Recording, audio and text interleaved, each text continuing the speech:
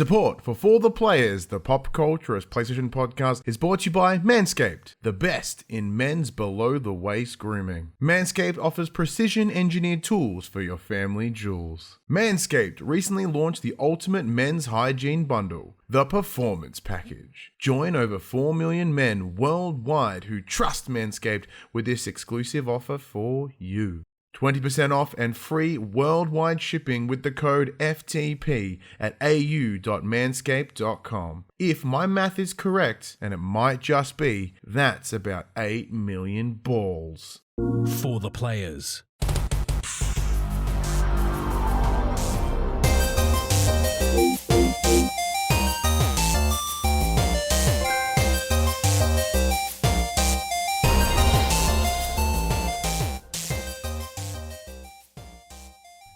I'm Ryan Betson. I'm Max Cooper. And this is For the Players, the PopCulturists PlayStation Podcast. With over 40 years of playing PlayStation and 10 plus years in the games media compartment, I thank you for joining us in this PlayStation conversation. This PlayStation conversation happens every Monday morning at 8 a.m. on Australian Eastern Time on podcast services, including Apple Podcasts and Spotify, and 9 a.m. on those YouTubes. If you'd like to take part in future conversations with us, you can. Come and check out our socials: Facebook, Discord, Instagram, and Twitter. All of those links can be found in the description below. If you want to join us as the conversation happens, head over to twitch.tv/PopCulturists, where you can watch us record this show live, where you can jump in the chat and become part of the show. If you want to support the show, you can by telling your friends, telling your family about this PlayStation pod. If you are listening to us on podcast services, be sure to give us a 5-star rating and a written review. If you are watching on YouTube, be sure to like, subscribe, and comment below. I endeavor to answer every single comment. And if you want to support us financially, you can at patreon.com/popculturists, as well as our merchandise store, popculturists.com/shop, where you can buy shirts and other assorted shit with our logos on it. Or you can help support the brands that help support us, just like Manscaped. If you head over to au.manscaped.com, use promo code FTP, save yourself 20% off and get free worldwide shipping. But we'll have more to say about that shortly. Max, you'd think for our 250th episode, we would A, not stumble through the intro, and 2, have put some effort in. Turns out, we did not. Is it really 250? It is 250. Yeah, well, I threw myself out like a moron. And, we recovered in the end. We got there. We got there. It's still only one take, which is a rarity for us. It's true. But yeah, no, 250 episodes. We probably should have done some sort of like ceremony, some rigmarole, but we didn't. Instead, we're sitting here recording, it's just more of the same. Well, you know what they say, if it ain't broke, fix it and break it. Yeah, that implies that what we do isn't broken, and it's perfect, and it does not need tweaks. It very probably does.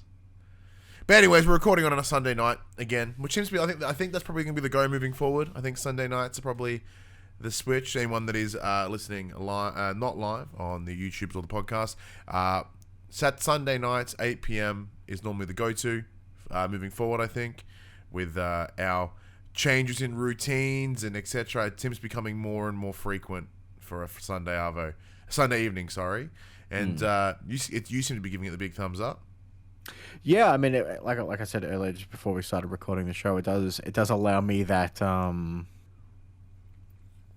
the day to kind of get through some stuff with the family, and all that stuff, and then I get to put my kid to bed and then come party. I do like the PopC after dark. I mean, I know it makes things difficult for you because you're the one who has to go and edit the show afterwards. Maybe this will help rein in some of your rantiness, because you'll only be hurting yourself now if you rant for too long. I see where you're coming from, and I don't disagree. But no, like I like the Sunday because as you're similar to yourself, like my weekends are getting busier than they ever have been before, and especially now that I have time that I'm able to spend with my son.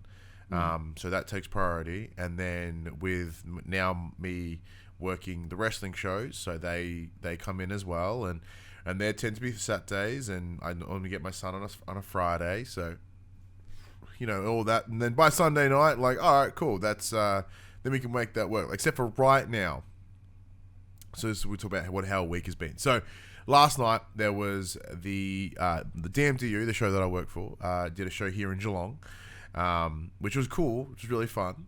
And the pack up was really quite quick, and it didn't take too long. It was quite nice. But then everyone came around to my place again, and we just kind of had a good time until about 3:30 in the morning. And then I got woken up at like 8 by my kid in a video call. And then I didn't answer. I was like, heck. And then I woke up at like 45 minutes later, and then I answered it, and then my day started. So I'm a little bit tired. It's a little bit all tired. So the idea of a late Sunday, not the best. My sleeping schedule's kind of whack. On Friday, my wife, Fridays are my wife's RDOs. Yeah. So I normally get to sleep in. But we went to the Lego store up in Melbourne this week.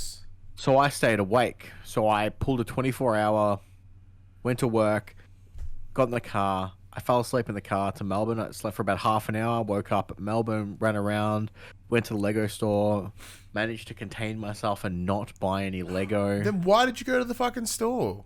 Well, Ali got some and Hadley got some. But the only one that I wanted was like $500 dues, and I just spent like $500 dues on Lego a couple of weeks back, and I haven't made it yet because I'm going to wait till the houses, till we move, because it's going to be a bitch to move. It is a like, bold...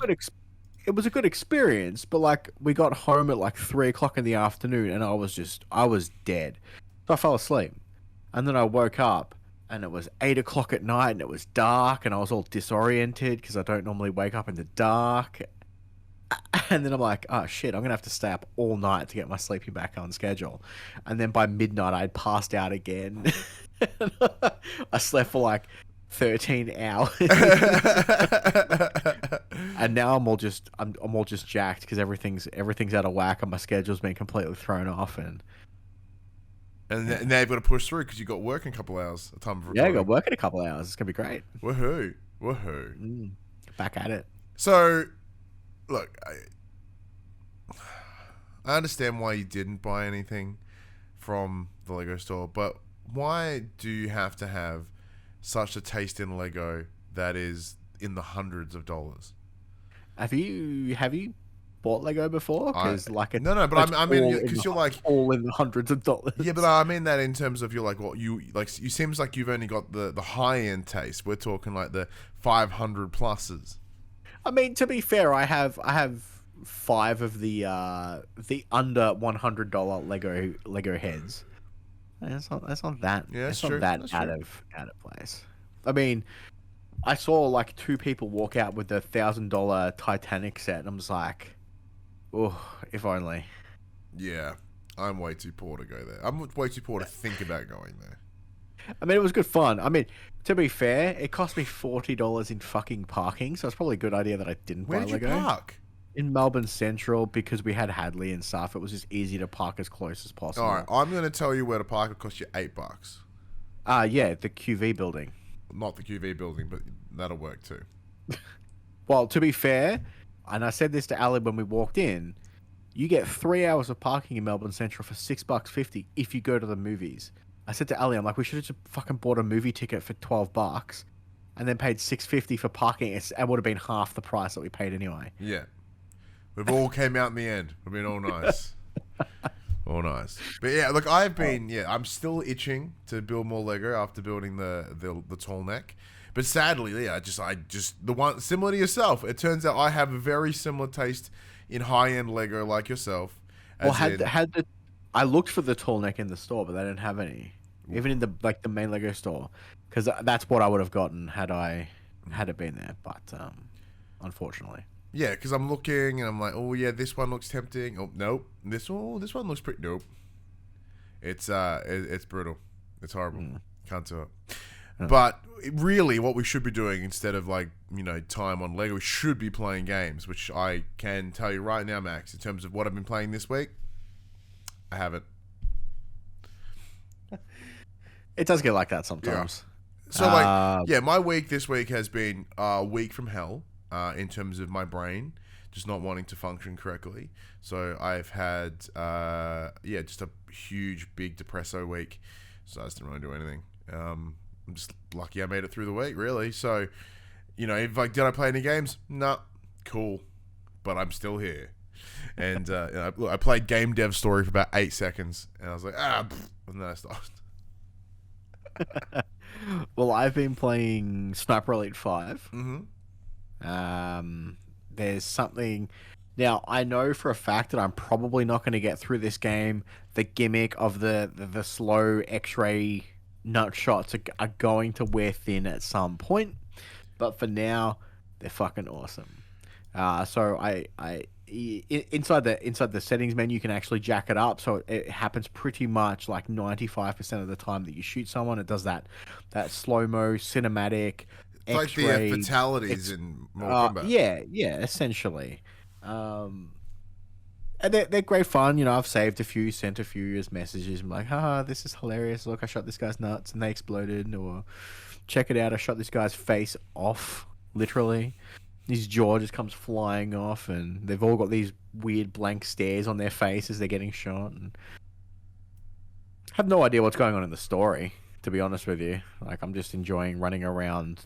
I think I'm in France, running around the countryside, just shooting dudes. So one of the things that the team at Rebellion have done with the Sniper Elite games is it is a stealth game. It's like a stealth shooting game. The idea is for you to not get into like extensive combat. Like, you should eliminate everyone from a distance.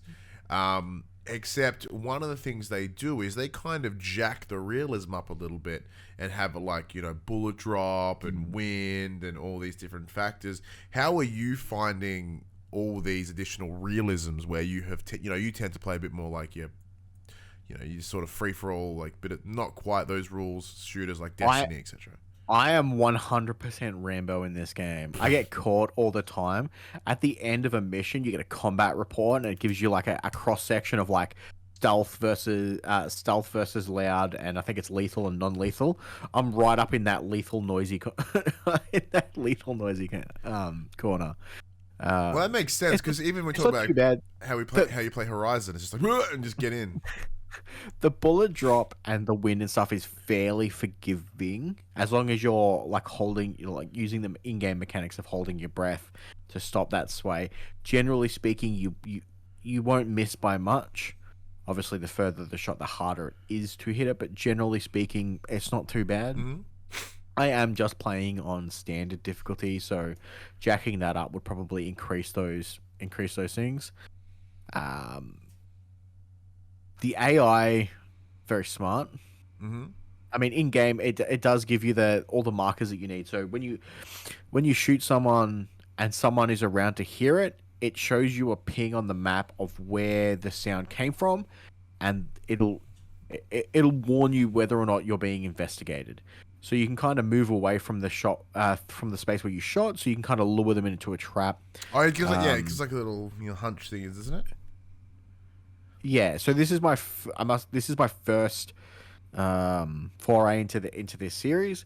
So I don't know if these have been available in previous numbered versions, but you can now booby trap bodies. So when they come to investigate the body will blow up. Like, you can rig grenades and whatnot. That's bad. On their bodies, which is I don't remember hilarious. that, but I played Sniper Elite 4 like 6 years ago, so I couldn't tell you. I don't know if it's on my end or not, but you're wigging out on me hard. Your man. Yeah, it's probably my end. That's all right. So yeah, I'm having a blast with it. It's good fun. But yeah, I have a strong suspicion that I won't get through it, purely because I have a feeling that the novelty of that mechanic, which seems to be Sniper Elite's biggest selling point, will just grow stale at some point.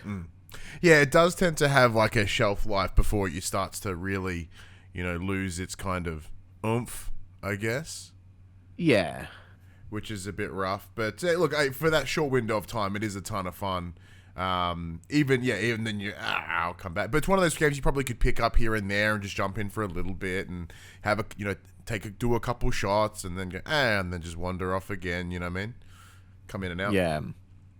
And then the other game I've been playing is Destiny 2. Mm-hmm. So Tuesday this week launched the new season of the Haunted. So power level increase. A new dungeon was released on Friday, which I haven't had a chance to do yet. I've gotten through most of it, but I'm not high enough level to deal with it at the moment. So I gotta get back on that weekly grind. So it's back to that week-to-week storytelling, where a story mission will unlock every week to get through it. So they've brought back in the Leviathan, which was the ship that was the ship that first came out with the release of Destiny 2. So you're back fighting Callus again, which is cool. It's this weird dream nightmare-scape setting, so it's very thematically dark, and it's kind of similar to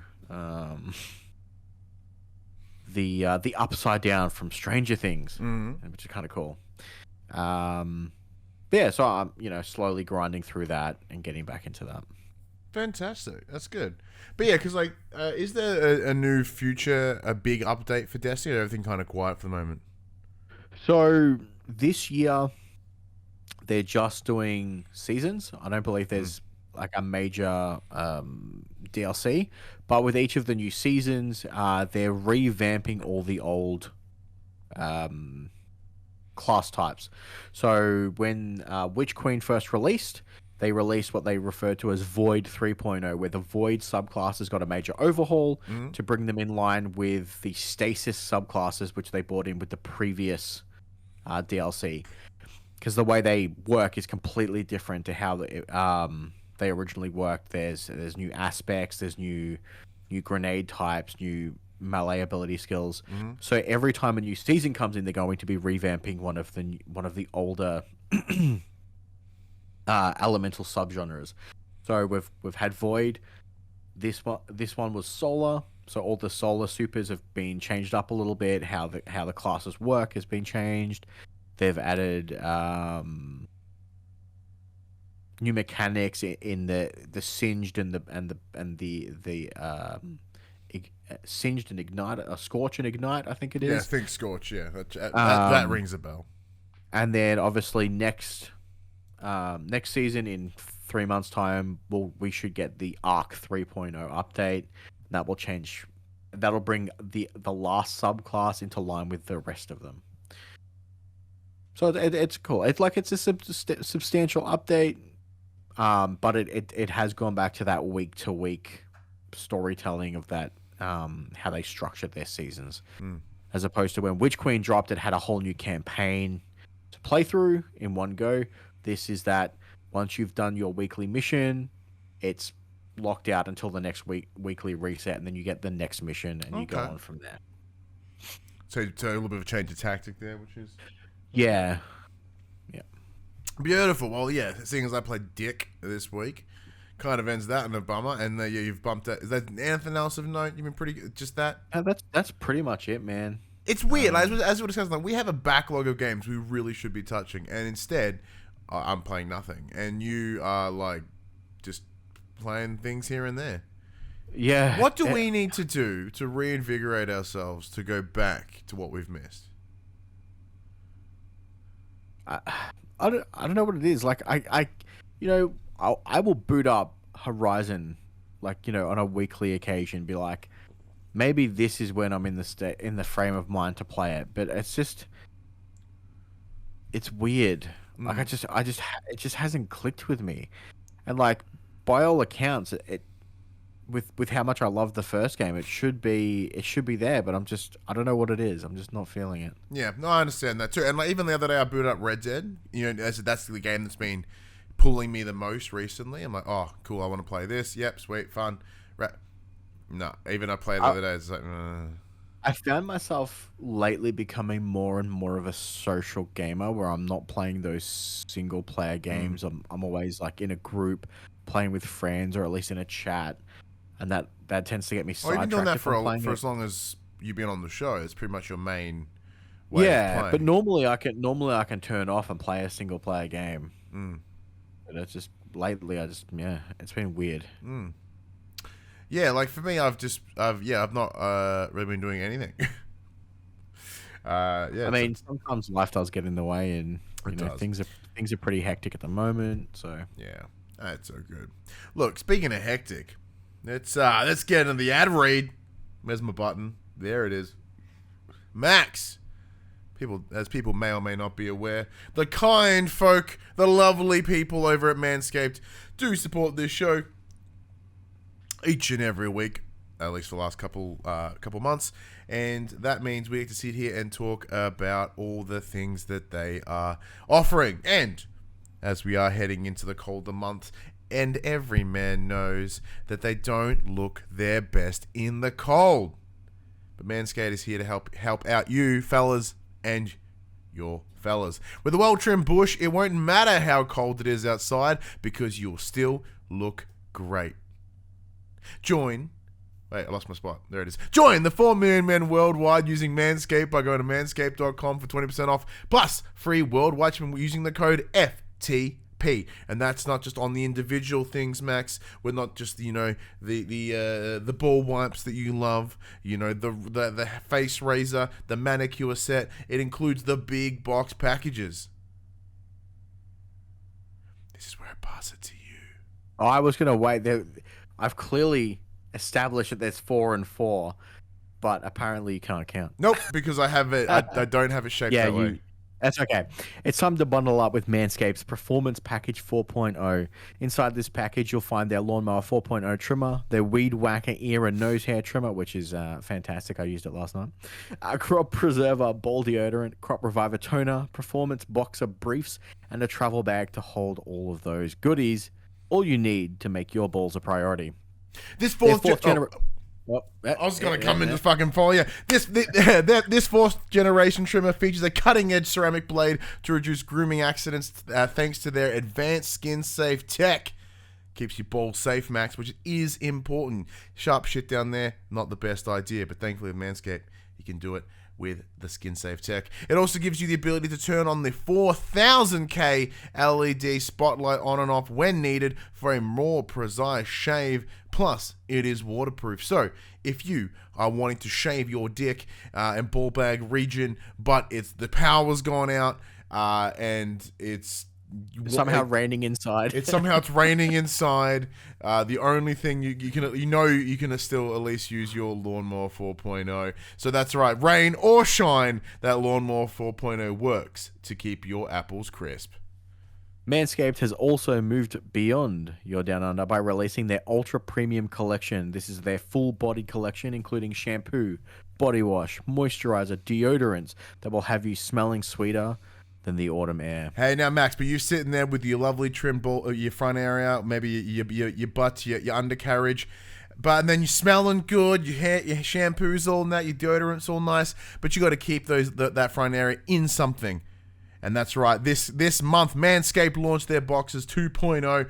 We have both had the honors of testing out these new boxes, and Max is putting words in my mouth here, but he can say it's some of the softest fabric of any underwear that he has used. Now, is that shoot or is that a work? Is that real? Oh no, these are great. Yeah. I think I need to order some more. Yeah, they're pretty fantastic actually. And it's so breathable, it's like gills for your groin. They even trademarked the jewel pouch, so you know it's serious. Jewel pouch, a lovely little different material area just for your front, which is a big thing. So look, just like I still like the fact that they're just open in the front too. Yeah, the fly. The fly is so good. The fly, yeah. Like, look, there are other like, undie companies out there. You see them across the Facebooks or whatever, and they promote the ones that don't have the fly. What are you doing? The fly is the answer. Your underpants need the dick hole. Otherwise, because once you get the underpants at the right spot, the waist strap, like, it sits comfortably. You know what I mean? Like, you don't move it around. You just you do what you got to do, go to the bathroom, and you're done skis. So look, maybe it's your time. We think it might be your time to invest in your family jewels. So let your balls breathe. That's an overstatement. That's putting words in my mouth again there, Max. And get 20% off, 20% off plus free worldwide shipping by using the code FTP at au.manscaped.com. Anyways, that's enough about the promoting of the things. Let's get to the section we call Inform the Players, where we tell you about what happened this week in PlayStation. So we're going to kick things off with the most exciting news, right? Oh, yeah. State of Play. After what feels like a long radio silence, I think it's been about 2-3 months, Sony has confirmed an upcoming State of Play for Friday, the 3rd of June at 8 a.m. local here in Australia time. It is due to contain, quote, a sneak peek at several games in development for PlayStation VR 2, as well as some exciting reveals from our third-party partners, set to last around 30 minutes. What are they showing off, Ryan? All right. Look, a couple things here. So the focus is on first and third party, is that correct? From what their quote was, we're looking at PSVR 2 stuff and some third-party partner reveals. Okay. So that does change some things. Because originally, my first thought was, I will double-check the PlayStation blog, though, as you start your... Look, I'm pretty... in my head, I was like, this might be where we get the God of War. That would be pretty sick. God of War back end of the year. They dropped the date. And maybe not so much. Oh, could it be The Last of Us? Maybe not so much. So if we're looking at third parties, we're looking at PSVR 2. It does change a couple of things. One, let's look at PSVR 2. Now, I know that over the last week there was a financial call with PlayStation, and during that the financial call, they did mention that they have upwards of 20 sort of major PSVR 2 games in the works, whether they be first party or third party. So maybe we'll see some of those. But even then, like outside of Horizon Call to the Mountain, which we know which we're pretty confident will be a launch game for PSVR 2, what else is there? I think I've lost you. You're like got some mad Predator voice happening, and the Discord's frozen. So now you're back. It appears mine has been hot poos. It could be mine. I don't know. Mine's been pretty funky. I heard something about the Horizon Forbidden Mountain thing. Yeah. Horizon Call the Mountain being the presumable launch title for the PSVR 2, and if they got 20 up their sleeve, what could it be? I mean, I'm hoping for Half-Life Alyx. Yeah, I think that might be on the list. And if they're going to, I would say they would maybe announce that closer to the release date of PSVR 2 as that like final incentive. But then again, Alyx was how long ago now? A couple of years now, I'm pretty sure. Yeah, so if they held out another like presumable 8 to 12 months, it's very unlikely that people are going to give a shit about Half-Life Alyx in... There you go. Half-Life Alyx came out March 2020. All right. So it's been 2 years. So if they say wait another 8 months to announce that it's coming, it's no longer going to be the system sell that it once was. Maybe now is the time to talk about Alyx. Yeah. And then, of course, there's, maybe like one of the biggest problems they had is like first party involvement. Maybe we'll get some more first party things. I doubt. Oh, we should know that. Was it fucking Fire Sprite? They're working on a PSVR thing. Maybe we'll see that. But in terms of third-party partners, what I'm thinking is Hogwarts. We'll get a date, potentially. I know Hogwarts just showed off some of their accessibility stuff like last week or the week and this week. And DualSense specific features. Yep. Yeah. So yeah, that makes sense. Oh yeah. Sense. When we calling it? September? I think it was October. I think the game guide was coming out in October. Yeah, that's for funsies. Let's have a look. Let's look at the month ahead. So I'm thinking it's September. It's normally a Friday. I was thinking 30th of September. I'm gonna go Friday, 30th of September. Unless they're gonna play it to Oh yeah. I think there's a date in September. Wednesday one of term for like Harry Potter. It's like September 1. No. Yes, September 1st, I think. So September 1st is a Thursday, so it's kind of possible. Mm.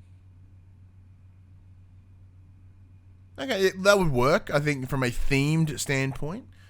Yeah, So that could work. that could work. But I'm pretty like what? So that's 4 months from now. Oh, actually, no. It would be just 3-ish months from the state of play. Is that That's enough enough. time? I think so. Yeah, I think 3 to 4 months is probably the best marketing time. You can really just like run with it and smash it in that time, which is probably ideal. But especially when I know that you're kind of holding out hope that another third party partner would be Final Fantasy. Yeah. So obviously, the game is apparently playable from start to finish, and they've just been bug fixing. We've been speaking about that for the last 2 weeks. We do know that there was a trailer that had been delayed. I'm pretty sure this coming week is their anniversary week. So it kind of makes sense. It kind of fits all those things. I mean, if Final Fantasy's not there, we can probably assume that we're going to see more of Forspoken, which is coming out in October. Yeah. That's another console exclusive, along with Final Fantasy 16. So it makes sense to see. It would make sense to see them there in some capacity. Interesting. The other one could be Call of Duty Modern Warfare 2. That was announced earlier this week. We know that they've got their marketing deal. We know that they have a marketing deal with Sony. We know that the playable beta will be coming to Sony consoles first. Maybe they drop the date for that. Like, most likely we could see that. Apparently, friend of the show, Padge, just popped into our chat, and rumor has it Modern Warfare 2 could be supporting PSVR 2. So that would imply PSVR 2 is coming out within the next couple of months to the end of the... Not necessarily. Until around October, November of next year. That makes sense. That checks out. I don't know. So because COD's been dated for the 28th of October. Like, we know when that's coming. Yeah. Look. Maybe we'll see some of like those. I mean, it is just a rumor. Grain of salt. Yeah. So, but maybe we could see some of those indie games. Stray, like Stray, or Stray, apparently, Goodbye Volcano apparently High. the release date for Stray leaked recently, and it's set to come out in June. I think I put it in our chat. Let me just pull it up real quick. Where is it? Yeah, it could be like Goodbye Volcano High. According to PlayStation database, Stray will be releasing 19th of July. Now that again, grain of salt, could be a placeholder date, but it is looking at coming out this year. And a more independent game does benefit from a shorter release date announced till release. Like, that's 100% true. Especially when there's 1,000 indie games everywhere, plus big games all over the place. If you can say your indie game's coming out in like 3 weeks, then that's when people get excited, because it can still stick within their memories. But look, speaking of sticking within your memories, there are some things that will just hang around forever, and one of those things is the PS4. So Max, the PS4 is apparently dying in 2025. So coming from a chart taken from Sony's recent investor presentation, it shows how the company is planning to evolve its first-party output moving forward. Part of this mentioned in a column marked 2025 that there is no longer PS4 support. It'll just be PS5, PC, and mobile. Now, with the PS4 launching in November of 2013, this will put it at a 12-year life cycle from start to finish. Obviously, with the PS5 coming out in 2020, there's like a 5-year crossover. Well, because remember when PS3 to PS4 was like extended? Was PS3 PS4? No, PS4 life cycle in general was extended because of the financial crisis, whatever it was. Like, the shelf life of these consoles is just getting longer and longer and longer. I mean, granted, also they probably didn't plan on supporting the PS4 all the way through to 2025, but when they can't make enough consoles to make that shift, it does kind of tie their hands a little bit. And additionally, with the introduction of the PS4 Pro, it has extended out the life cycle of the PS4 by not having such a huge differential between the current and the next gen, which, you know, PS4, like a PS4 to PS5, astronomical. PS4 Pro to PS5, pretty good. You know what I mean? Yeah. So it makes sense, like, why they would want that jump. But to me, I think in some capacities, I think that is still a little bit too long. But they're obviously looking at the data. They have more data than we would have in terms of, hey, we're not going to be able to hit the numbers that we want for the PS5 in the next couple of years. All right, well, in the near future, that's just cut off by 2025. It should be pretty possible that it get done by there. But even then, that's off the back, Max. This week, they were in this same it wasn't in this investor call. There was a communication with company TCL, and they put up a slide in a presentation that they did, and it mentioned the introduction of a 9.5 generation in this year or next year, I believe. So they're essentially saying that there will be a PS5 Pro, and it will be in the next couple of years. Off the back of that, do you think? What do you think? My understanding of that, because I read that article, my understanding was that it wasn't part of Sony's investor call. It was TCL's, was that company's thing, and Sony hasn't mentioned it at all.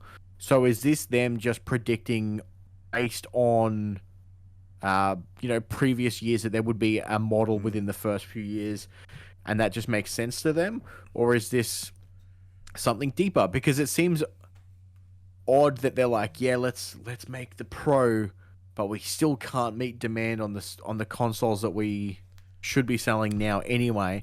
And like, I get that obviously you can still onboard people at the Pro level or whatever, but there's still so many people trying to get these things. There's probably so many on back order and they're trying to fill those orders, and then you turn around and be like, hey, we've got the Pro now, and then everyone all of a sudden mass cancels their orders to try and get these new ones. Yeah, so seems weird. Couple things that's jumping out for me here. So with the idea of a mid-gen refresh. Now, this mid-gen refresh can be a step up in terms of a PS5 Pro. It could just be a redesign. It could be like maybe, because like this is one of the things with any sort of tech over a window of time, they find ways to improve it, find ways to even reduce the size of the silicon, the chips that are in there, etc., etc. So especially right now, with the chip shortages, with the stock shortage, with the supply line challenges, if they can find a way to somewhat redesign the console and like make the the chips smaller, using less silicon, using less materials, therefore it's actually of a greater incentive for them to do that redesign. Because if everything's done on the wafer, as they refer to it, right, the big piece, and they punch all the smaller chip bits out of it, if they can cram like more per wafer, success. And right now, if they follow the same formula of the launch PS5, that's the problem. So there's that potential. If they go for a slim PS5, a PS5 slim or a PS5 not as huge, that would be probably a good indicator. But once again, previously a mid-gen refresh has...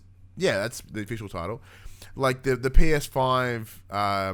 would benefit from a reduction in size if it could, but as you said, like there's no real. I don't think I don't know what they could do to bump that next step. Like they could talk about offering 8K. No one fucking has 4K. Not That was I think included in the slide. It was they were going to hit that 60 to 120 frames in 4K, and then you'd be able to push that 8K at.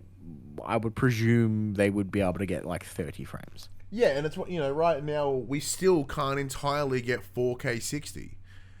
So don't make it 8K 60. It's one of those weird things. Like I understand they want to push forward, especially when the novelty, 4K adoption's pretty good, but because the other thing is when you buy a PS5, it says right on the box 8K ready. Yeah. Yep. Yeah. I don't think I even know someone with an 8K TV. No. No. Look, because it's one of those things, Max. Like right now, you're like, oh, look at this sweet fucking TV that I have that's 8K. I don't know anyone with an 8K TV. Most people I know have a 4K at least, but there's some things we could be watching on our new TVs, Max. So in the recent Q&A with the investors, Sony has confirmed the existence of TV adaptations for 3 of its biggest franchises. All right, let's see. God of War, Perfect. Horizon, Excellent. and Gran Turismo What the fuck, Max? are all getting TV shows. God of War is heading to Amazon. Horizon will be calling Netflix home.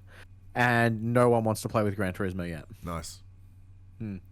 Peacock. I've got some I've got some things to say. You go first. So God of War has been speculated for ages, and Amazon has always been the name associated with it. So it's no surprise that that's where it's going. It seems cool. The thing I just don't know. TV is definitely the best way to adapt video games. I find that movies just aren't long enough to, give the character development, give the story time to grow essentially. But at the same time, I don't want a shot for shot. I don't want to see a movie of the game I've already played. Mm-hmm. So I think all of these will, depending on how well the Last of Us TV show goes with HBO, because obviously Druckmann has been working with the production team on that, and hopefully it's good, because the majority of the time video games do not make great movies or TV shows. It's that hard part of taking an interactive medium and putting it in a non-interactive space, and it just doesn't translate very well. No. It'll also depend on casting, because we're going to essentially know these characters with one voice, and they're going to be completely different in these TV adaptations, most likely. Mm-hmm. So you'll have that weird.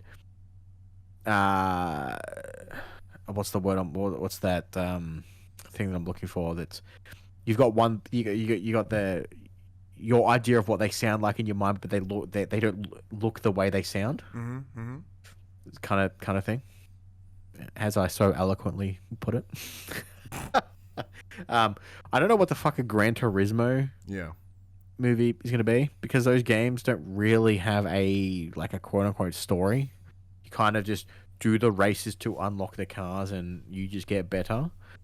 Like, are they going to go like Fast and Furious style with it, or are they? I think friend of the show referenced Initial D, the old racing. Yeah, I don't know. I don't know what they would do for Gran Turismo. Like, Horizon and God of War seem pretty straightforward. You can tell some pretty cool stories inside of those worlds. But Gran Turismo is essentially just a guy who races cars on racetracks. All right. So there's a couple of things I'm looking at here. One, God of War. We've talked about it before.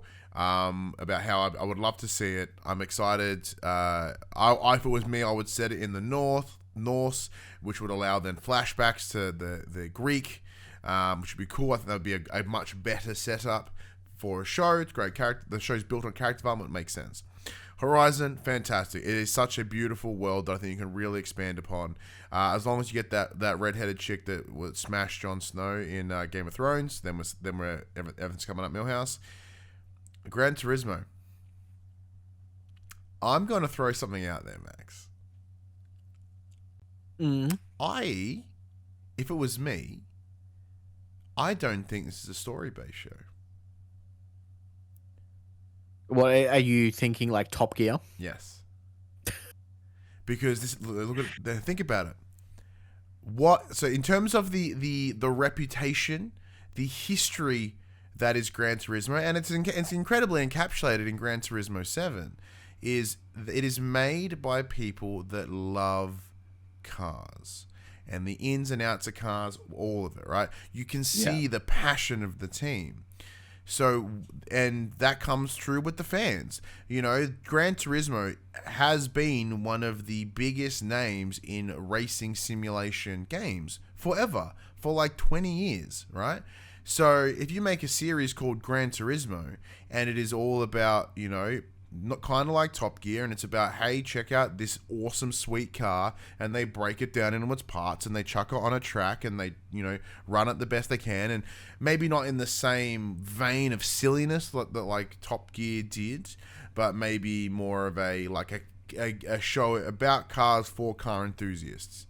And it's like goes into like the fucking differential and how the aircon does things and how the wheels forward, you know, it's like all those like real deep cut shit. You're like wheels going forward, you know, in this show. Like that's what I would see. Wheels going forward, such a deep cut in a car show. That's what I would see would be, and I think that is in terms of it. I love the idea that Sony wants to make a great, you know, in the same way their games are very character driven, drama, action games. Having them go down that space in TV makes sense. Look, Twisted Metal looks to be a little bit blurred line and a little bit silly, which is kind of cool. But Gran Turismo, as you said, there is no story, there is no characters, there is no drama, there's no development. It's just the cars. So I think that primarily for whatever show they're building, they're just going to essentially... Oh my god, are they going to make cars? What, like Disney's cars? Yeah, but Gran Turismo. I hope not. But I hope not. One of the things that I do really like about what they're doing, and this is it, like God of War at Amazon, Horizon at Netflix, Last of Us at HBO, you know, Twisted Metal at Peacock. This is what I like, because this is what I'm seeing. So what I'm seeing is Sony going, we need particular distribution, particular studios that can best assist the IP. HBO, fucking perfect for The Last of Us. What's HBO known for? Gritty, real, character-driven drama. Amazon, what's some of their biggest standouts that Amazon has done? What's that fucking God show that they did a couple years ago? American Gods. American Gods. That's got no shit in it, doesn't it? You know what I mean? Like, but like, if you look at some of the, cool. So they've got some stuff that Amazon is starting to get a reputation around some good stuff. Additionally, Netflix for Horizon. Who out of all the subscription services has the most money to fuck around with? Netflix. So not anymore. No, but who's willing to invest the most money into their product is Netflix. Because when you're fucking around in Horizon, you need some kick-ass CG. Because that world is very demand. Like, you can't send it to like Peacock. Peacock don't have the money to deliver what is Horizon as a series. And Peacock is lighthearted, it's silly, kind of fits that NBC Peacock. Like, Peacock guys do WWE, for Christ's sake, you know what I mean? Like, it channels a different thing. So for me, this looks like, in terms of PlayStation Productions, is they are going, let's find the right party that supports us. Very similar to what Marvel are doing at the moment, with the idea of, I want to go to Insomniac for this, we're going to go over here for Star Wars, we're going to go over there for that, and this for that. You know, they're going to what will best support the IP rather than locking in exclusive deals, because we know that Sony Pictures does have a distribution agreement with Netflix. So in theory, they could have just shoved everything on Netflix. But that wouldn't support the creative process in terms of what they would like to see the outcome being, I feel. And this is the right call. Speaking of right calls, this ain't one of them. PS Plus launched last week, Max, in the Asias, except Japan, and there's been some problems. So customers were finding that if they wish to upgrade their services to a higher tier, but they had brought their current subscription either on sale, like banking up the PS Pluses when they're cheap, or PS Nows or whatever, you would have to pay the upgrade fee plus the discount. So you would have to pay the difference, then the extra tier. This has since been fixed, however, with a statement from Sony saying, quote, due to a technical error, players in Asia who have previously purchased the PlayStation Plus membership at a discount may have been incorrectly charged for their upgrade pricing. This error has been fixed and impacted players will receive a credit. We thank you for your patience. And this comes from the Twitter of Ask PlayStation, which is the official Twitter for the US, where you can ask PlayStation for help and they will fix a problem that you are having. PlayStation really don't have refund in their vocabulary, They do they? do not.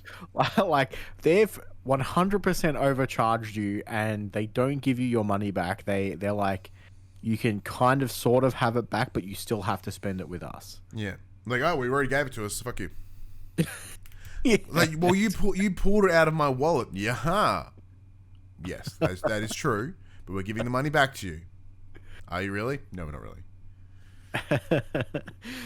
I mean, it's good that at least they've rectified that issue. I do find it kind of... I think they should have refunded the money as opposed to give credit.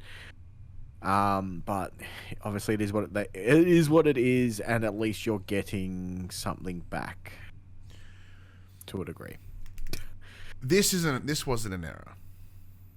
Yeah, my assumption is it wasn't an error. This wasn't because an they error. specifically blocked you from being able to do this a couple of weeks back. The smoke is there. The fire is there. This was exactly the plan that PlayStation had moving forward. And then simply due to backlash, they went, oh, fuck, well, we better correct this then, eh? That's what this is. They would have more than happily made you pay the difference. They would have more than happily made you pay that on top of the extra to get to the other tier. This is 100% their plan. And like, you couldn't break it up either. So if you had 4 years worth of PlayStation Plus, to upgrade, you had to upgrade all 4 years. Yeah.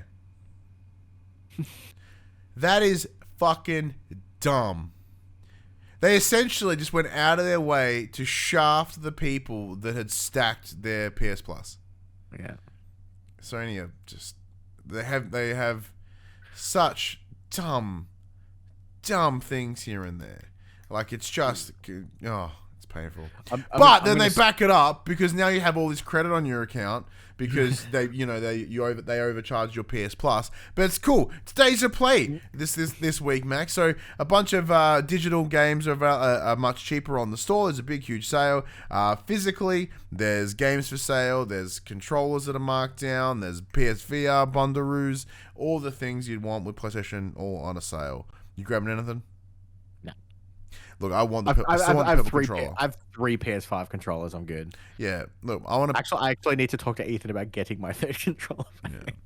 I want to piss off the white one and get the purple one, and because especially when those purple sides are coming out, even though I have purple sides, I want those ones as well. Well, say I got one of those fancy, one of the sky blue. Oh, that sky blue is nice. So, well, going back to PlayStation Plus stuff. Oh. Sony has given us a little more insight into how the new PlayStation Plus tiers, Extra and Premium, will work. Okay.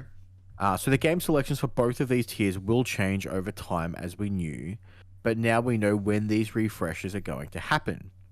For PlayStation Plus Essential, that is what we all have today, the monthly games will continue to drop on the first Tuesday of each month. Obviously, Extra and Premium also get those, but the Extra and Premium lineups will refresh, quote, in the middle of the month. Sony states that the number of new games added per month will vary. So we'll get 2 updates per month for PlayStation Plus. The first one being the standard PlayStation Plus games that everyone gets. And then mid-month, the catalog of games will change up. They'll either add stuff, they could remove stuff. That'll all happen mid-month. It's interesting that they'll still have the monthly free games, which makes sense. It's part of the minimum. They can't change that. Do you think there'll be a staggeringly diminished result delivery? Whatever the word I'm looking for. Personally, I think we've been seeing that for the last few months. Yeah, it has gone slow. And if you look at games with gold, there is nothing of consequence ever in games with gold. Because when you think about it, they're supposed to be giving us up to around 700 titles, 400 of those being PS4, PS5 titles. There's 400 games that you can never give away for free on PlayStation Plus now. Mm-hmm. Yeah. Like, don't get me wrong, there are thousands of games on your PS4. But yeah, look, it's I like the idea of the changing every month, but which is good. Very similar to how like the Nintendo eShop used to do it for a while there. That's like drop some things. Like, it would all come down to what their minimum is each month, right? Yeah. So that late night's really started to kick in. They're like, oh, well, here's 2 games. Well, that's a bit shit. But they're like, look, here's a couple of here's 3 classics, here's 3 PS4 games, here's a PS5 game, couple PSPs. You know what I mean? Like, they kind of like add it as like a collective. It's like, hey, there's 20 things in here, and they're scattered amongst all 4 of the generations. There you go. In addition to this news, Sony also stated that you will be able to play those downloaded titles offline. However, you will need to connect weekly to give the servers the old handshake to make sure that you are still a PlayStation Plus Deluxe tier subscriber. So the company has clarified this on the PlayStation blog. Quote, when playing a downloaded game from the game's catalog on PlayStation Plus Extra and Premium plans, you'll need to connect to PlayStation Network every 7 days to validate your PlayStation Plus membership to maintain your access to the game. This is the same validation that was required for PlayStation Now, although on PlayStation Now it was a 14-day check-in period, not a 7-day check-in period. And of course, it's the same thing when it comes to your PS Plus free games as well. You need to be like, hey, I have these, and it goes, oh, ping, and then ensures you have the license. And that would have to be an ongoing thing. I don't think it was as regular as 7 days or 14 days, but there were times you would have to ping the server to pick up your PS Plus license. So I don't have a problem with that, because if you're using online services like this, you have the fucking internet. It's not a major thing. But look, as we said, a lot of games coming to PS Plus. Here are some games that are just coming out. Here's a bunch of new release dates this week. Forspoken. I think technically Forspoken isn't a new release date. Well, it got pushed. Didn't it? I think I added it because it's been rated in Europe now. Yeah. Suggesting that its new release date should stick. Yeah, so it got pushed, and then, as you said, since been rated in Europe, which is suggesting the 11th of October date will be correct. Cool. Unless Final Fantasy 16 comes in and kicks it out of place and takes their date and look, I did them back into 2023. I think I heard somewhere that they would happily push Forspoken if the Final Fantasy was coming out instead. Yeah, which makes sense. Call of Duty Modern Warfare 2 was announced over on Twitter this week with a cool little art video. Showed off what would be the key art. And it is coming on the 28th of October. So a little bit earlier than normal. Like the last couple of years, they've hit November. So that's a win. Lord of the Rings Gollum, with a new trailer, says that it's coming out September 1st. I fucking forgot that game existed. And Temtem. So like the world Pokemon ripoff, but isn't. Yeah, can't believe it's not Pokemon. Finally leaving early access and will launch in its 1.0 version as of September 6. Some quick biddies.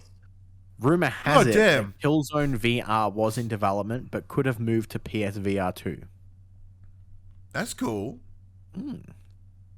Star Wars Jedi Survivor was revealed earlier this week, set to launch 2023. Oh man, give me some I like the way you're not like a Soulsborne guy, but Jedi Fallen Order was okay. Yeah, it's Star Wars, and because it has difficulty sliders. That's the answer. No, because like the gameplay, like the mechanisms, the mechanics that are used within that Soulsborne-esque gameplay, a block, parry, light hat tack, heavy tack, awesome. The whole like dodge, looking for patterns, etc. Not a problem. But when you have one option, that option is to get like your face sexually assaulted. No, slider. That's the answer. The Callisto Protocol is no longer part of the PUBG verse. Thank Christ.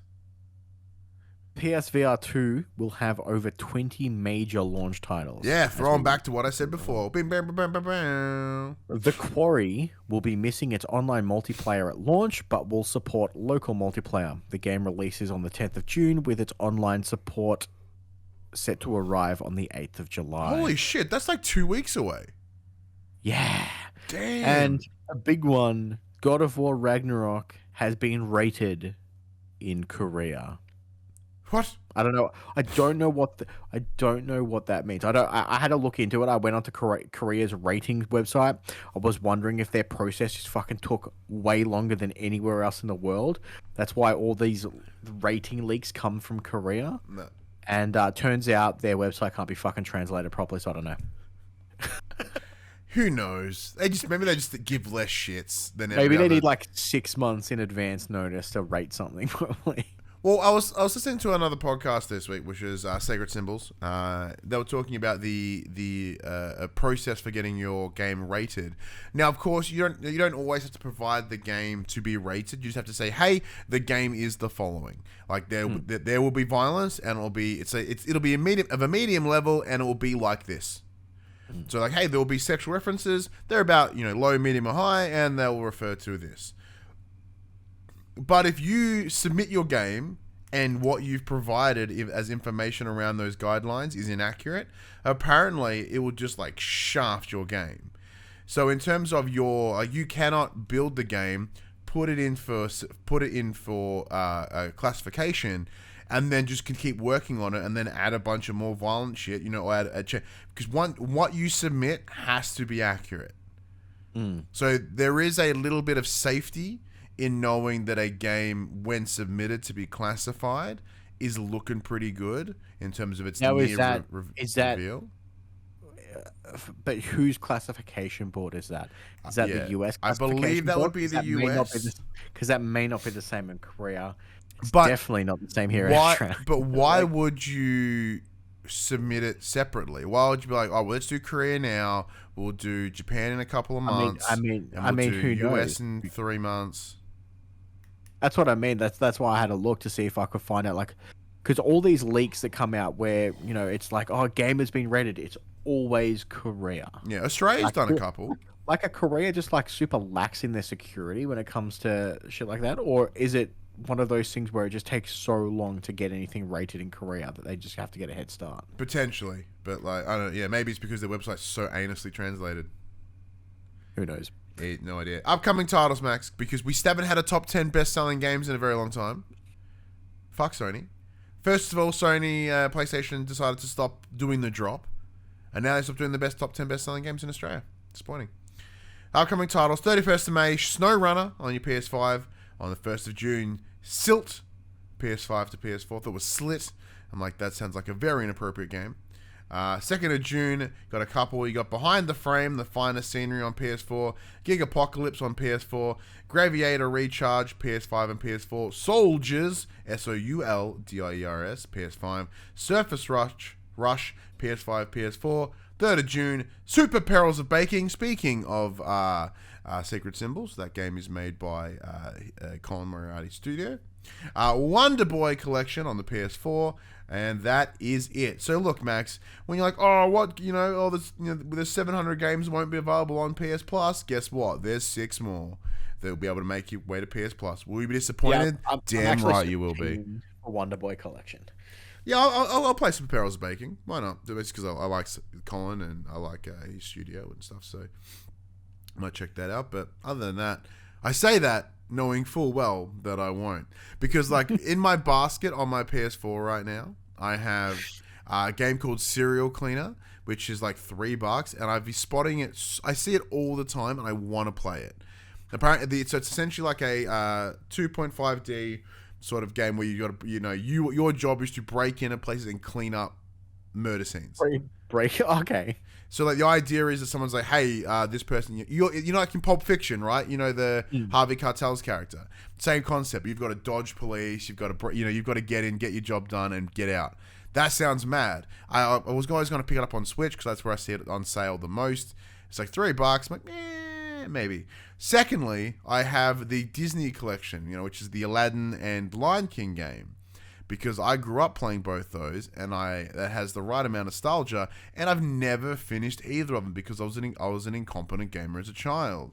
Now, as a severely more incompetent gamer in my 30s, I was like, you know what? Maybe I should waste my money, and also be bad at it now. That's funny. So I finished them both. They're pretty good games. They're pretty good games. But yeah, other than that, who knows what I'll play. Yeah. Anyways, that does bring us to the end of another episode. A bit of a shorter one this week comparatively, just over the hour, but a lot tidier. Woo, 250. 250. Get fucking excited and stuff, or don't. We didn't. I actually, for some reason, thought it was next week. I thought this was 249. Nah, it is 249. The 249 was last week. So I was like, oh man, we should probably do something for next week. Forgot. Anyway, I spoke to Ali about it. She's like, I'm not getting balloons again. Yeah, those balloons were really cool for 200 though. Like, that's fair. That's fair. Well, we don't really have a big studio space for us to work in anymore, so it's kind of not as fun to make balloons. Those balloons were really cool though for 200. It's hard to believe it's been 50 episodes since then. They got in the way. They got in the way so hard. Speaking of getting in the way, let's not take up too much time from these peoples. All right, everyone. This PlayStation conversation happens every Monday morning at 8 a.m. on podcast services, including Apple Podcasts and Spotify, and 9 a.m. on those YouTubes. If you'd like to take part in future conversations with us, you can. Come and check out our socials. Facebook, Discord, Instagram, and Twitter. All of those links can be found in the description below. You can join us as the conversation happens. Head over to twitch.tv/PopCulturists, where you can watch us record this show live, where you can jump in the chat and you can become part of the show. If you want to support the show, you can. Tell your friends, tell your family about this PlayStation Pod. If you are listening to us on podcast services, be sure to give us a 5-star rating and a written review. If you are watching us on YouTube, be sure to like, subscribe, leave a comment below. I endeavor to answer every single comment. If you want, what was the next part? If you want to support us financially, you can head over to patreon.com/popculture, as well as our merchandise store, popculture.com/shop.